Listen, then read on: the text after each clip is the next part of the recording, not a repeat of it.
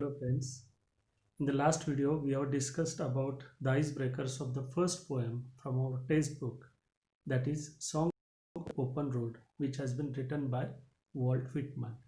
So students, today we are going to learn the poem, but before starting this poem, we'll go through the information about the poet and the poem here, which is given in the textbook also in the beginning of the text. Yes, we know the name of the poet here is Walt Whitman. Walt Whitman was an American poet, essayist, and journalist. He even worked as teacher also. Essayist, that means one who writes essays on different sorts of topics. जो व्यक्ती वेगळ्या प्रकारचे वैचारिक लेख लिहितो किंवा निबंध लिखाण करतो, that person is called as essayist. So Walt Whitman worked as an essayist also. Even he worked as journalist also. Journalist means the person who works for newspaper. वर्तमान पत्रकारिता क्षेत्रात जो व्यक्ती काम करतो पत्रकार म्हणून, that person is called as journalist. So he worked as journalist also. Even he worked as teacher. Walt Whitman was born on 31st of May 1819 and he died on 26th of March 1892. He was one of the most influential poets in America. You know, influential means there are many poets in America, and you can say all those poets, the most influential poet was Walt Whitman. ज्यांनी खूप छान प्रकारच्या काव्यरचना अमेरिकेत केल्या, खूप प्रसिद्ध कवी म्हणून होते, प्रभावशाली कवी म्हणून होते, त्यापैकी एक वॉल्ट व्हिटमन अमेरिकेमधले महत्त्वाचे कवी राहिलेले आहेत. He was often called as father of free verse. Father of free verse means he developed a different type of poetry, different sorts of poetry, that is called as free verse. So what is meaning of free verse? In Marathi it is called as मुक्त छंद काव्य. मराठीत free वर्सला मुक्त छंद काव्य असं म्हटलं जातं. So free verse is a type of poetry in which a pattern, meter, line and length or rhyming scheme is not followed by the poet, but still it has its unique beauty. Try to understand the definition of free verse style here. It is one form of poetry. कवितेचा एक तो प्रकार आहे, मुक्त छंद काव्य त्याला मराठीत म्हटलं जातं. कवी फ्री वर्स स्टाईलमध्ये कविता लिहिताना रायमिंग स्कीमचा जो पॅटर्न असतो किंवा लाईन अँड लेंथ जी असते, कवितेच्या ओळी असतात, ओळींची संख्या असते, मीटर असतं, त्याचे कुठलेही बंधनं कवी पाळत नाही. That is called as free verse poetry. But still the poem, this type of poetry has its unique beauty. तरी देखील या कवितांचं एक वेगळं सौंदर्य आपल्याला पाहायला मिळतं. So most of the poems written by Walt Whitman are written in the style of free verse. This poem, Song of the Open Road, is also one type of free verse style poem. Now, he grew up in Huntington in a family with a difficult economic status. In the beginning phase of his life, his economic condition was not too much good. सुरुवातीचा जो कालखंड होता त्यांच्या आयुष्यातला, आर्थिक जी परिस्थिती होती त्यांची खूप उत्तम दर्जाची आर्थिक परिस्थिती नव्हती. But he struggled very hard in his life. खूप स्ट्रगल त्यांनी त्यांच्या जीवनात केलेलं होतं.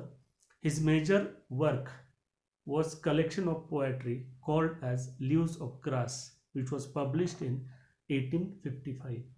त्यांचं जे साहित्य क्षेत्रातली उत्तम कामगिरी म्हणता येईल ते म्हणजे त्यांचं काव्यसंग्रह, लीव्स ऑफ ग्रास नावाचा काव्यसंग्रह वॉल्ट व्हिटमन यांनी लिहिलेला होता, which was published in the year 1855. 1855ला तो प्रकाशित झालेला होता. There are two poems which made too much popular to Walt Whitman, not only in America but throughout the world. And the title of both of the poems are O captain, my captain. And another poem written by Walt Whitman was When Lilacs Last in the Dooryard Bloomed. So both of the poems are widely popular poems which were written on the death of Abraham Lincoln, the then president of America. त्यावेळचे जे अमेरिकेचे president होते, राष्ट्राध्यक्ष होते, Abraham Lincoln, स्वर्गीय Abraham Lincoln यांच्या मृत्यू प्रित्यर्थ त्यांनी ओ captain my captain आणि when lilacs last in the dooryard bloomed, या दोन कविता लिहिलेल्या होत्या. Both of the poems were very famous, and that is why Walt Whitman also became too much popular in America also. Another important thing which is here about the poem, the introduction of the poem is also given before the text here in the textbook itself. The section 1 of Song of the Open Road is included in our syllabus. It is beautiful blend of self-awareness, free will and tenderness of heart. It is beautiful blend. What is blend? Blend means mixing, you can say. We'll come to know three important things from this poem, and all these three important things included in this poem relates with the character of the poet. These three things relates with these three things directly relates with the poet himself. कवीच्या जीवनातील किंवा कवीच्या स्वतःच्या विषयीच्या तीन गोष्टीचं blending किंवा मिश्रण आपल्याला या कवितेत पाहायला मिळेल. One is self awareness. You can say that it is the self realization of the poet himself. कवीची स्वतःची स्वत्वाची जाणीव आपल्याला या कवितेतून दिसेल. Another thing, free will. You know that every person wants to live as per his own will. I also has my own will. You also have your own will. Everybody wants to live as per his or her own will. But we have to follow some burdens. We have some types of burdens over our head. It may be the burden of our relatives or our friends or society, whatever else. And so it becomes somewhat problematic, somewhat hard for us to live as per our will. आपल्या इच्छेनुसार जगावं असं प्रत्येकाला वाटतं, पण कधी कधी होतं काय की आपल्याला नातेवाईकांची बंधनं असतात, मित्रांची बंधनं असू शकतात, किंवा समाजाचं एक वेगळं बर्डन आपल्यावर असू शकतं, ज्यामुळं आपल्या ज्या इच्छा असतात, जी आपली स्वतःची इच्छाशक्ती असते, त्या पद्धतीनं जगता येणं थोडंसं अवघड होतं. आपण त्या बर्डनचा जास्त विचार करतो. Here poet also wants to live as per his free will. So that is also given in the poem himself, how he wants to live as per his free will. कवीला स्वतःच्या इच्छेनुसार कसं जगायचं याचं ब्लेंडिंग आपल्याला पाहायला मिळेल. आणि another thing which is mention in the poem is tenderness of heart. Tenderness of heart. Tender, that means very soft or delicate. So you can say that if you read the poem very carefully, if you try to understand this poem very carefully, you will come to know that how tender is the poet by heart. कवीची जी feeling आहे, कवीची जी भावना जी आहे ती किती soft आहे. आपली देखील तशी भावना असू शकते. We'll also compare our self, we'll also compare our own feeling with the poet. So in this way, this poem is the blending of three important things here. One is self-awareness, that means self-realization, swatvachi जाणीव. Second, free will. And third one, tenderness of heart. You can say that this poem is very important. Why? Because it is asserted in the poem that life is a journey.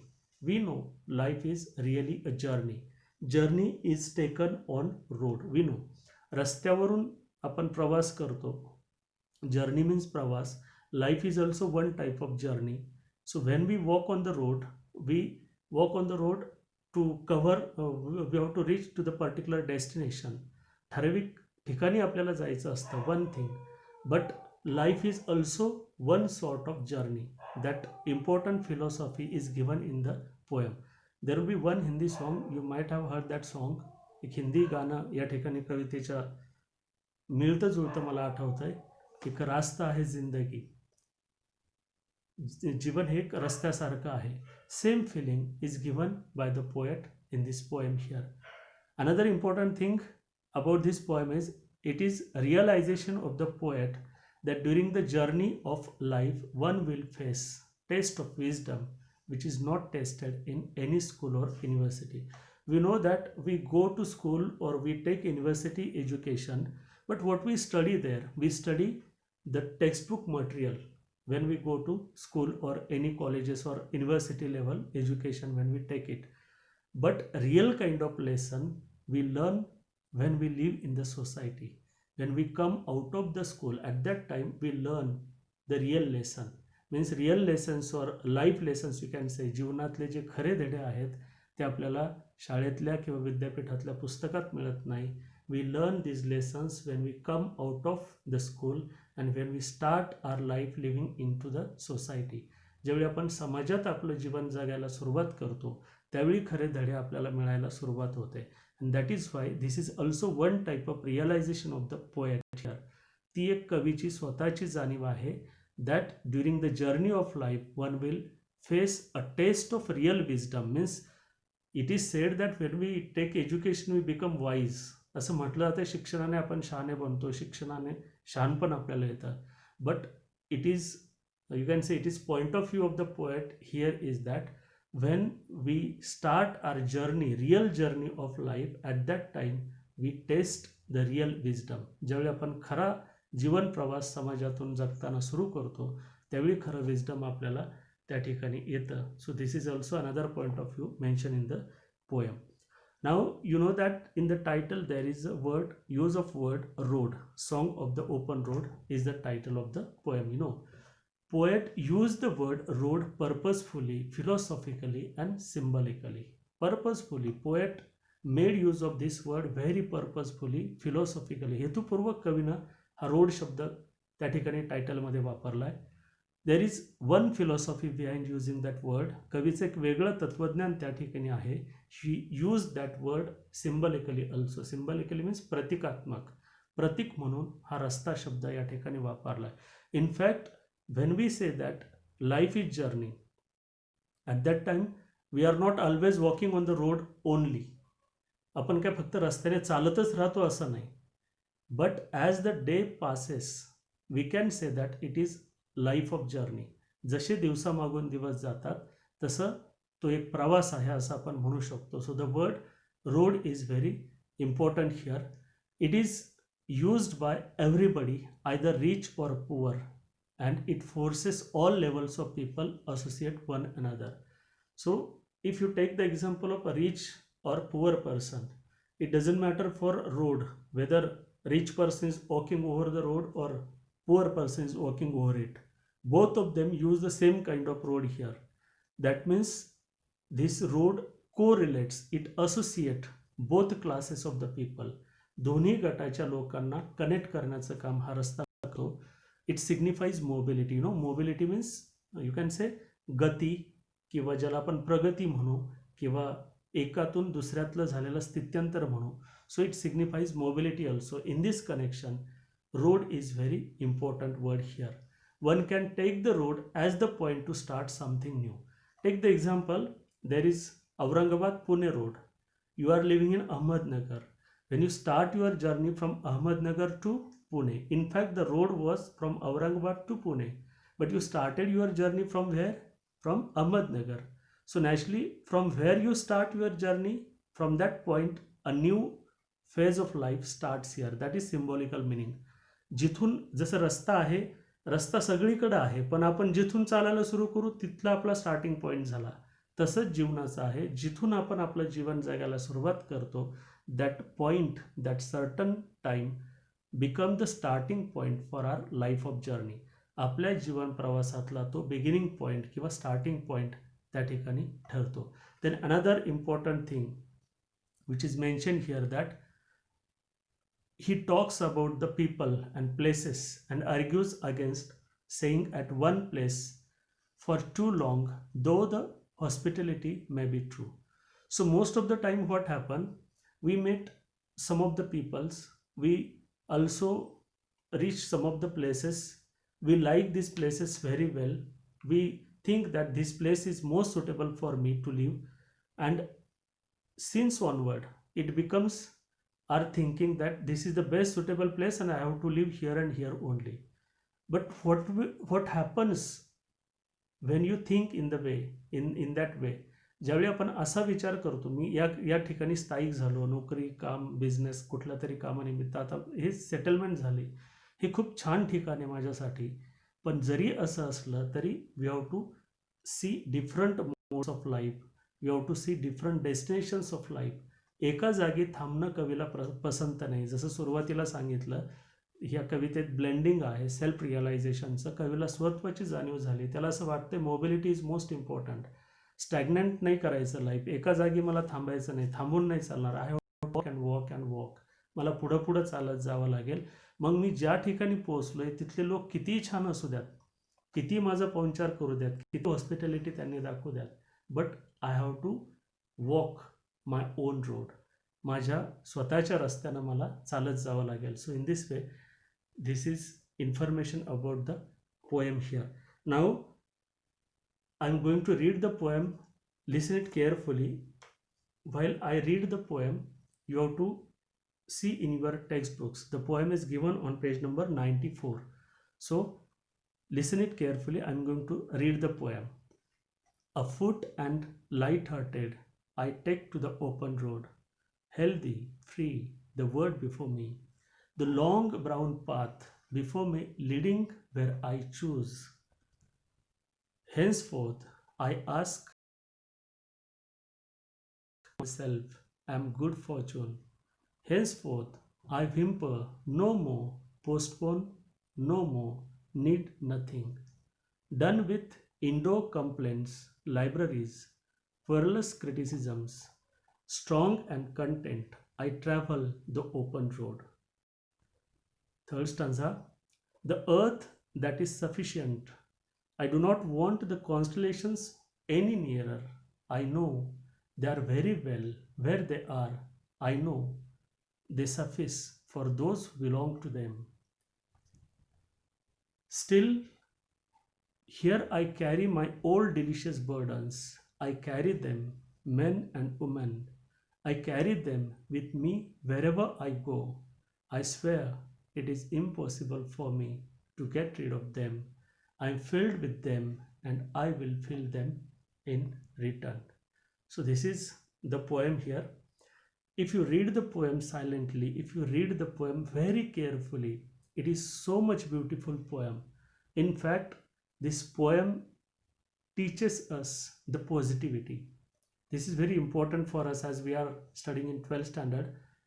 12वीला आपण शिकतोय आणि पॉझिटिव्हिटीची खूप गरज आहे आपल्याला. इथून पुढच्या जीवनामध्ये तर निश्चित आपल्याला पॉझिटिव्हिटीची खूप गरज आहे.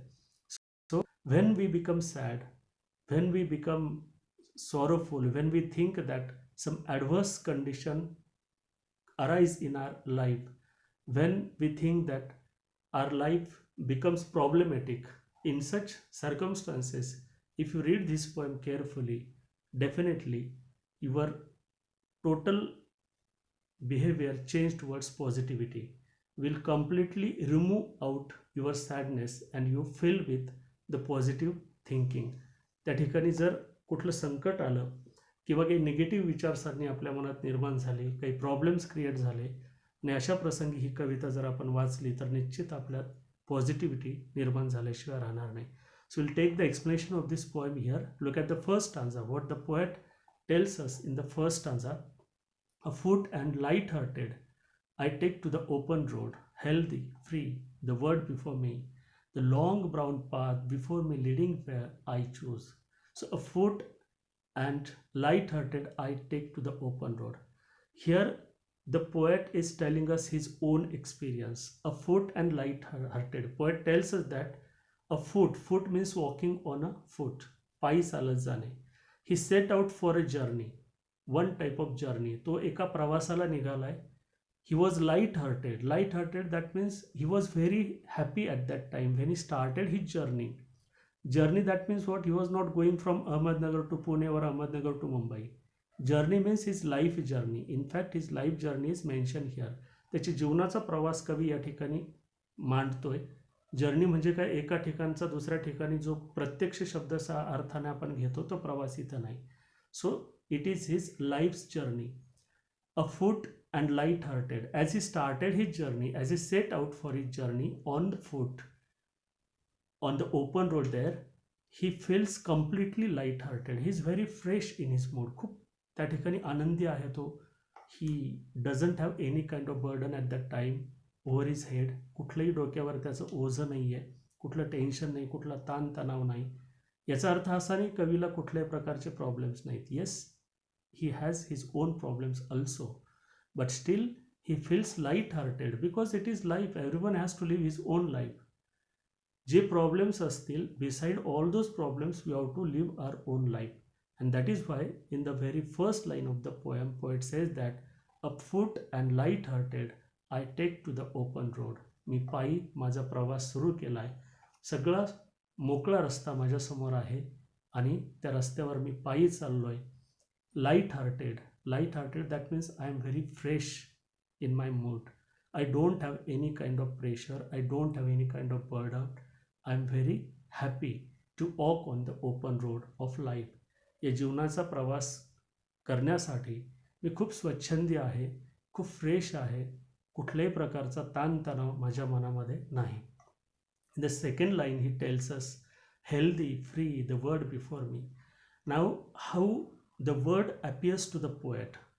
Most of the time what happens, we blame the word, we blame the people to whom we meet every day. आपण दररोज वेगळ्या लोकांना भेटतो, त्यांना आपण ब्लेम करतो, जग असं आहे, लोक असे आहेत.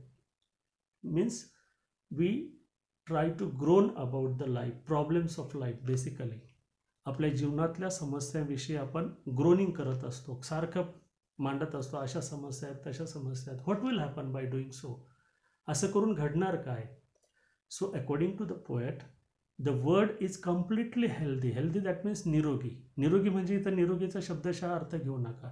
त्याला ज्या जगाला भेटायचं आहे, ज्या जगात त्याचा लाईफ जर्नी सुरू होणार आहे, त्याचा प्रवास सुरू होणार आहे, ते जग इतकं सुंदर आहे, इतकं निरोगी आहे. It is completely healthy kind of word before him, before the poet, and that's why his journey will be too much good there. त्यामुळे त्याचा प्रवास देखील खूप सुंदर असेल.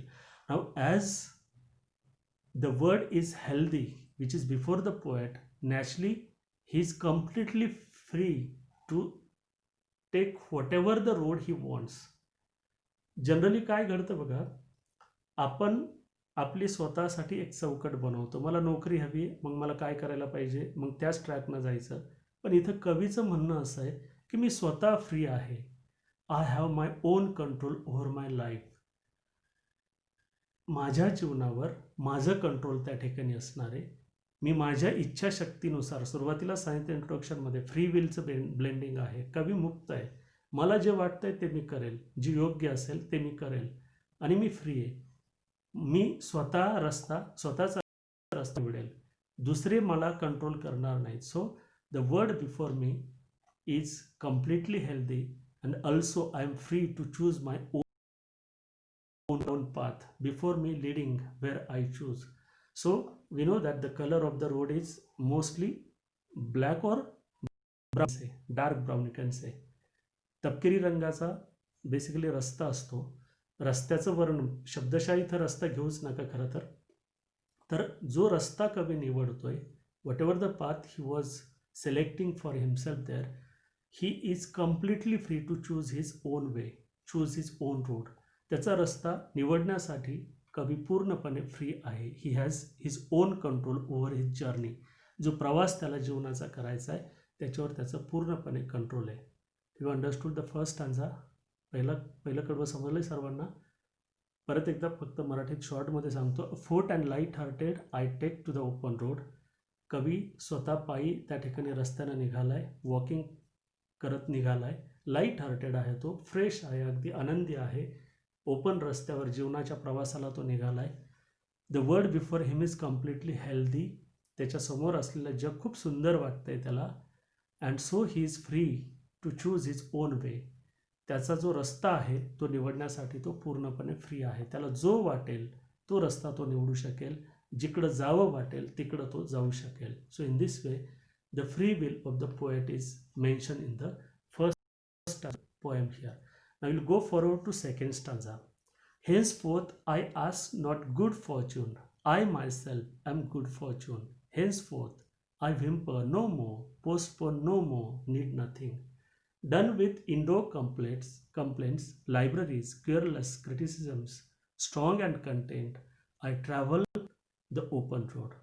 Look at what philosophy of life is given here by the poet. Henceforth I ask not good fortune, I myself am good fortune. This line is too much important. खूप महत्त्वाची ओळ आहे आपल्यासाठी सुद्धा. It teaches us positivity, idea of positivity. सकारात्मकतेचा भाव या ओळीत आपल्याला जाणवेल.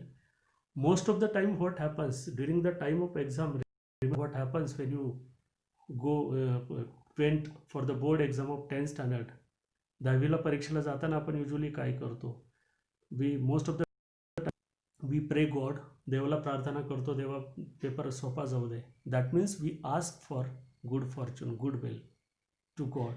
देवाला आपण एक प्रकारची रिक्वेस्ट करतोय, फॉर्च्यून आपल्या दैव मागतोय देवाकडं. But what poet tells us here, henceforth that means from now, या वेळेपासून पुढं I ask not good fortune, इथून पुढं मी गुड फॉर्च्यून माझ्यासाठी मागणार नाही, देवाकडं काहीच मागणार नाही. कुठलं, what happens most of the time we think that this is my forehead and my destiny is written on my forehead. कपाळावर माझं नशीब लिहिलेलं आहे असं मानलं जातं, हातावर रेषा असतात, ते आपलं भविष्य सांगतात असं असतं, असं मानलं जातं. ॲस्ट्रॉलॉजीच्या दृष्टिकोनातून विचार केला तर, ज्योतिषशास्त्राच्या दृष्टिकोनातून विचार केला तर हातावरच्या रेषा ज्या असतात त्या आपल्याला भविष्य काहीतरी मानतात किंवा कपाळावर डेस्टिनी लिहिलेलं असतं असं सांगितलं जातं. But in fact those people also have their own destiny who don't have their own hands. काही काही लोकांना हातच नाही, मग त्यांना डेस्टिनी नाही का, त्यांना नशीब नाही का? So this is important thing which poet also want to tell us here. Henceforth I ask no good fortune. बऱ्याचदा माणूस ग्रोनिंग करत असतो, देवा हे दे, मला नोकरी दे, चांगला व्यवसाय दे, व्यवसायात खूप सारी प्रगती होऊ दे, खूप चांगलं गुडविल मला मिळू दे, संपत्ती मिळू दे. In this way this is just groaning about life. But poet tells us here that I ask not good fortune, मला कुठलंच गुड फॉर्च्यून नको आहे. व्हाय ही सेज सो, असं कवी का म्हणतोय? I myself am good fortune because according to poet I myself am a good fortune. Because of what? My fortune or my destiny is not written on my forehead. My destiny is in my hand. My hands are enough capable to do each and everything, almost do each and everything, and I can achieve anything with the help of my hands. बऱ्याचदा लोक काय करतात, कपाळावर believe करतात. माझं म्हणणं असं आहे, कपाळावर बिलीव्ह करण्यापेक्षा तुमच्या मनगटावर बिलीव्ह करा. कारण हातानं आपण जे काम करू त्यातून आपल्याला यश मिळणार आहे. याच्यावर आपण अवलंबून राहिलो तर ते आपोआप कुठल्या गोष्टी होणार नाहीत. So same thing, same ideology is given here by the poet. Henceforth I ask not good fortune, I myself good fortune. Means poet strongly believes in himself that I am enough capable person to create my own destiny, to create my own fortune. I don't want any kind of fortune from any kind of person or any kind of God also. कुठल्या दैवी चमत्कारातून, देवाकडून, कुठल्या व्यक्तीकडून मला Fortune नको आहे. मी स्वतःचं Fortune स्वतः निर्माण करेल. That is the ideology mention here in the first line. Now again he tells us, henceforth I whimper no more, postpone no more, need nothing. Whimper, that means complain or groaning. Again another thing is mentioned. Just I have given you example what happens during the time of your exam. तुमच्या परीक्षेच्या काळात काय घडतं ते मी आत्ता सांगितलं. Mostly we grown, complain करतो आपण. क्लास असते तर छान अभ्यास झाला असता, वेळच मिळाला नाही. आपण फक्त निगेटिव्ह गोष्टी पुढं मांडत असतो. दिस इज वन टाईप ऑफ, ज्याला आपण संरक्षण यंत्रणा म्हणतो माणसाची, की मला यश का नाही मिळालं, कारण अशा अशा गोष्टी घडल्या, मला खूप मार्क्स मिळाले असते, घरच्यांनी क्लास लावला असता तर. This thing becomes our own point of view. This is called as one type of whimpering. So poet says that henceforth I whimper no more. इथून पुढं मी व्हिम्परिंग नाही करणार. I will not complain about anything. What I have and what I do not have. माझ्याकडं काय आहे आणि माझ्याकडं काय नाही याचं व्हिम्परिंग करणार नाही मी, याच्याविषयी ग्रोनिंग करणार नाही, याची कुठली तक्रार मी करणार नाही, कंप्लेन करणार नाही. Postpone no more, need nothing. Another important thing, most of the time what happens, today I don't have enough things with me, so I postpone my work. Today I got very bored, so I don't do study. Tomorrow I will start my study. This is called as postponing. पुढं ढकलणं. एखादं काम आपण पुढं ढकलतो, कारणं वेगळी असतात त्याची पुढं ढकलण्याची. So poet says that I will never postpone my journey. Again he tells us another thing, I need nothing also for my journey, for my life journey. माझ्या जीवन प्रवासासाठी मला कशाची गरज पण नाही. I myself is enough. मी स्वतः आहे तेवढं माझ्यासाठी पुरेसं आहे. So this is the confidence, self confidence you can say, which is mention in the poem of the poet here. Done with indoor complaints, libraries, querulous criticisms, strong and content, I travel the open road. Another important ideology is given here by the poet. Done with indoor complaints, libraries, querulous criticisms. So most of the time what happen, every person has to go through some of the indoor complaints. There are our family members, you can say, there are brothers, sisters, our parents, our relatives or friends also. They complain different things. They complain about us. आपल्याविषयी ते तक्रार करत असतात. वेगळ्या त्यांना आपल्या वेगळ्या चुका लक्षात येत असतात किंवा आपलं काहीतरी चुकतंय असं ते त्याची जाणीव ते करून देत असतात. So these people complaint about us. They have their querulous criticisms also. त्यांची टीका पण आपल्यावर चालू असते. Sometime this thing also happen that we are at a right path. Whatever we are doing that is good, that is right, but still other people have problem about such things. आपण जे करतोय ते कधी कधी योग्य पण असतं, पण त्याच्यात देखील दोष काढायची वृत्ती समाजात असते. So just like as everybody has ups and downs in the life, everybody has his on problem.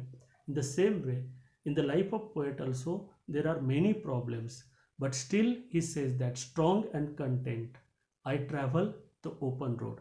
So you can say that as the poet started his life journey, as he is walking on the path of his life journey, this road is not so straight here. It is having many ups and downs. हा रस्ता म्हणजे काय सरळ रस्ता जाणार आहे असं नाही आहे. जीवनाचा रस्ता आहे आफ्टरऑल तो. तसं तर खराखुरा रस्ता असेल त्यालाही खूप टर्न अँड ट्विस्ट असतात, अप्स डाऊन्स असतात, त्याच्यात देखील आपल्याला खूप त्रास होतो. हा तर कवीचा जीवनाचा रस्ता आहे. त्यामुळे कवीला खूप सारा त्रास होणारे हे माहिती आहे. खूप सारे प्रॉब्लेम्स आहेत. इथे एक हरिवंशराव बच्चन यांची याच्याशीच रिलेटेड एक कविता, त्याच्या 2-3 ओळी मला या ठिकाणी आठवतात ज्या याच्याशी संदर्भित त्या ठिकाणी होतात. तू न थकेगा कभी, तू न मुडेगा कभी, कर शपथ कर शपथ कर शपथ, अग्निपथ अग्निपथ अग्निपथ. So how is the journey of life. जीवनाचा जो प्रवास असतो तो कसा असतो. It is just like as Agnipath, दिव्य पथ असतो तो. It is having lot of problems. खूप साऱ्या समस्या असतात, समस्यांनी भरलेला तो रस्ता असतो. But beside all those problems, poet says that I am strong and content, I travel the open road. I am very strong minded person. I don't get upset, I don't get frustrated with all those problems here. I myself is enough strong and very contented kind of person, and so I travel the open road. So this is meaning of the second stanza here. दुसऱ्या कडव्यात कवी शॉर्टमध्ये सांगतो. काय सांगतोय कवी, तर इथून पुढं मला कुठलंही गुड फॉर्च्यून किंवा दैव नको आहे. देवाला तो काहीच मागत नाही, कारण त्याला त्याचं दैव स्वतः निर्माण करायचं आहे. त्याला कुठली तक्रार करायची नाही, कुणाविषयी तक्रार करायची नाही. त्याला त्याचं काम पुढं ढकलायचं नाही. जीवनाचा प्रवास मध्ये नाही थांबवायचा, तर तो ऑनगोईंग त्या ठिकाणी चालू ठेवायचा आहे. आजचं काम त्याला उद्यावर ढकलायचं नाही. जे वाट्याला येईल ते करत राहायचं आणि त्यातून मार्ग काढत राहायचा. आणि त्याला हे सगळं करण्यामध्ये कुणाची गरज पण त्या ठिकाणी नको आहे किंवा कुणाची मदत पण त्याला घ्यायची नाही आहे. Again he tells us that done with indoor complaints. ज्या तक्रारी, क्रिटिसिझम, टीका टिप्पणी त्याच्यावर होईल याचा सगळ्यांचा विचार न करता तो स्वतः एक तेवढा धैर्यशील व्यक्ती आहे, समाधानी व्यक्ती आहे की जो तो त्याचा जीवन प्रवास जो आहे तो यशस्वीपणे पार करू शकेल. So this is the second stanza. We will go forward to the third stanza given here. The अर्थ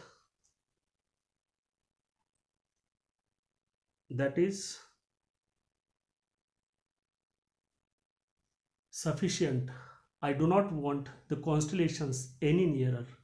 I know they are very well where they are. I know they suffice for those who belong to them. The earth that is sufficient. I do not want the constellations any nearer.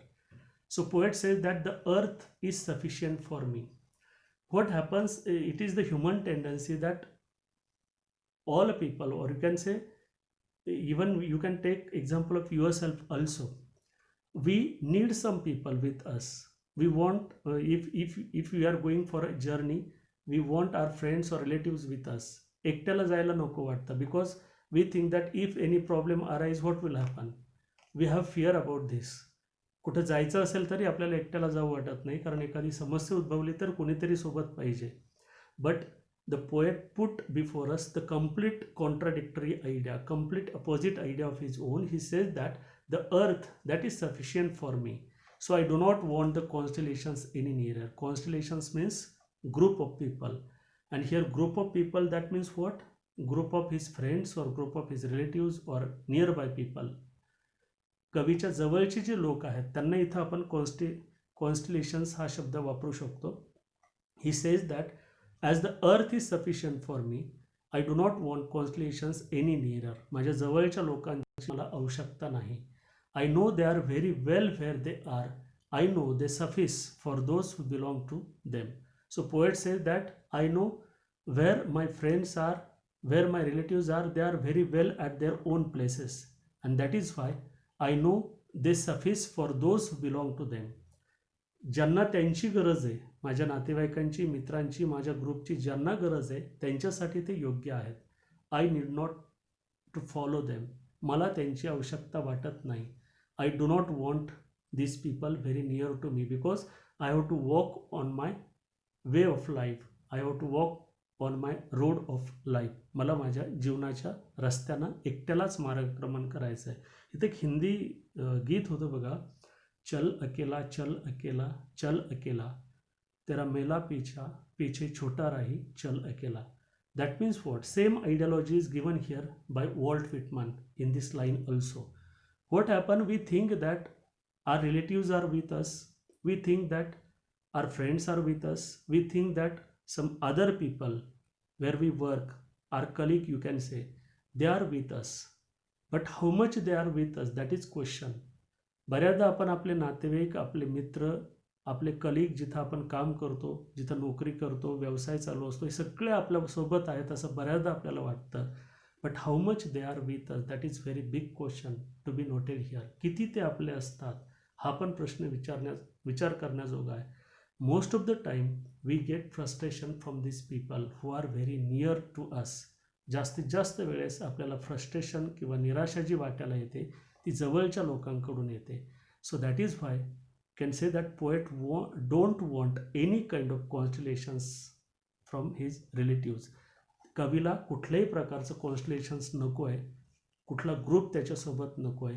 He want to walk on the road of his own life alone. त्याचा जो प्रवास आहे तो एकट्याचा प्रवास आहे आणि त्याला त्या एकट्याच्या प्रवासाला जायचं आहे, त्याच्यासोबत कोणीच नको आहे असं त्याला त्या ठिकाणी वाटतं आहे. So this is the ideology of the poet mention here by the poet in this stanza. Now we'll go forward to last stanza here. Still here I carry my old delicious burdens. I carry them, men and women. I carry them with me wherever I go. I swear it is impossible for me to get rid of them. I filled with them and I will fill them in return. In the last stanza, poet says that I do not want any close group of people with me. I will walk on my own way alone. एकट्यालाच माझ्या प्रवासाला जायचे, माझ्यासोबत कुणीच नकोय असं कवी त्या ठिकाणी म्हणतोय. That means not poet is hating his friends or hating his relatives or other people. याचा अर्थ असा होत नाही, कवी एकट्यानं जायचं म्हणतोय याचा अर्थ असा नाही की तो त्याचे कलिग असतील, त्याच्या जवळचे असतील, इतर ग्रुप असेल त्यांचा कवी हेट करतोय, तिरस्कार करतोय असं नाही. So he is telling us that still I carry my old delicious burden. So what is delicious burden? Delicious याचा अर्थ स्वादिष्ट, म्हणजे खरं तर हा डिलिशियस शब्द फूड स्टफशी, अन्न घटकाशी जास्त यूज केला जातो. He says that I carry my old delicious burdens. In fact, this is burden for the poet. खरं तर ज्यावेळी आपण एखाद्या ग्रुपमध्ये बांधलं जातो त्यावेळी एक प्रकारचं ते आपल्या मनावरचं ओझं असतं. बऱ्याचदा आपल्याला आपलं स्वातंत्र्य त्या ठिकाणी गमावं लागतं केवळ त्या ग्रुपमध्ये अटॅच राहण्यासाठी.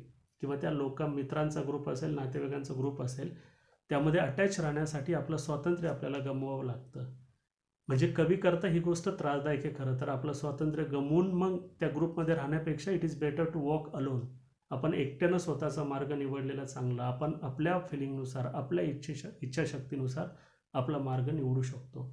So he says that he wants to walk alone on his way of life. म्हणून त्याला एकट्याला त्या प्रवासावर जायचं आहे. But that means not that he forget all the people there, all the relatives, all the friends here. याचा अर्थ असा नाही तो सगळ्यांना विसरायचं आहे असं म्हणत नाही. Steel here I carry my old delicious burdens. Poet is walking alone but he is carrying the delicious burden over his head. And what is the delicious burden over his head? ते एक ओझं, स्वादिष्ट ओझं कवी त्याच्यासाठी म्हणतोय. स्वादिष्ट इथं आपण सुंदर असं आनंददायी म्हणू आपण. आनंददायी ओझं मी बरोबर घेऊन जातोय. आणि ते ओझं कुणाचं आहे? I carry delicious burden of them. Them means men and women, and men and women means what? Men and women means all the people. You can say poets relatives, poets friends, poets colleagues. कवीचे जे colleague असतील, जिथं तो काम वगैरे करत होता त्याच्या कवीच्या संपर्कात आलेले लोक असतील, स्त्री पुरुष असतील, नातेवाईक असतील, मित्र असतील, त्या सगळ्यांचं बर्डन तो त्या ठिकाणी सोबत घेऊन जातोय. त्यांच्यासोबत त्यांना घेऊन जात नाही तो, त्यांना सोबत नाही नेते, एकटाच प्रवासाला चालला आहे. पण असं असलं तरी त्यांचं डिलिशियस बर्डन देखील घेऊन चालला आहे. इथं कॉन्ट्रडिक्टरी आयडिया दिसेल बघा. Delicious, if the burden is there it is problematic, it is troublesome for us. डोक्यावर ओझं ठेवलं तर ते त्रासदायक आहे. पण डिलिशियस म्हणजे चांगलं पण आहे. मग चांगलं ओझं असतं का? कॉन्ट्रडिक्टरी आयडिया आहे खरं तर. चांगलं ओझं का म्हटलंय कवीनं? तर त्या लोकांना तो विसरू पण शकत नाही. They are part of his life. In fact ते लोक, नातेवाईक, मित्र त्याच्या जीवनाचा एक अविभाज्य भाग आहेत. त्यामुळं त्यांच्या ज्या मेमरीज आहेत they are really sweet memories. खूप आनंददायी आठवणी आहेत त्यांच्या, आणि त्या तो विसरू शकत नाही. त्यामुळं त्याला एक बर्डन वाटतंय. ते का? कारण त्यांच्या आठवणी एक प्रकारे त्याच्या मार्गात अडथळा ठरू शकतात. So in this way for the poet the memory of those people are delicious burden for him. त्या लोकांच्या आठवणी त्याच्यासाठी डिलिशियस बर्डन्स आहेत. So he says that though he walk on the way of his journey alone. जरी तो एकटाच चाललेला असला तरी देखील तो सांगतोय I carry my old delicious burdens, I carry them men and women, I carry them with me wherever I गो. मी जिथं जातो तिथं त्या लोकांच्या आठवणींचं ओझं, लोकांना नेत नाही पण लोकांच्या आठवणींचं ओझं मात्र सोबत घेऊन जातो. आय स्वेअर, स्वेअर मीन्स शपथ घेणं. तो शपथपूर्वक सांगतो I swear it is impossible for me to get rid of them. तो पुढं सांगतोय शपथपूर्वक की I cannot get rid of them wherever I go, though I walk on path of my own life alone. जरी मी एकटाच प्रवासाला गेलेलो असलो, स्वच्छंदी असलो, माझ्या स्वतंत्र वृत्तीनुसार मी प्रवासाला एकटाच गेलेलो असलो, तरी देखील मी त्यांच्या आठवणीपासून स्वतःला सोडवू शकत नाही. I can't get rid of their memories. I am filled with them and I will fill them in return. I am filled with them means I fulfilled my life with them and I will fill them in return. मी त्यांच्याच एकूण सहवासानं माझं जीवन परिपूर्ण झालं आहे. And in the same way जे त्यांनी मला दिलं I will return the same thing to them. So what ever the love you can say this people have offered to the poet. जे प्रेम, सद्भावना त्या लोकांनी कवीला दिली, same thing poet also want to pay to them. तीच सद्भावना, तेच प्रेम कवी त्यांना रिटर्नमध्ये देण्याचा प्रयत्न किंवा इच्छा त्या ठिकाणी ठेवतोय. So in this way this is very beautiful kind of poem. If you read it thoroughly, if you read it very carefully, each and every line is very meaningful here. Each and every line is full of positivity here. So in this way, we enjoy the poem. In the next video, we'll take the brainstorming activity as well as figures of speech, poetic device questions from the poem here. So we'll stop here now. Thank you so much.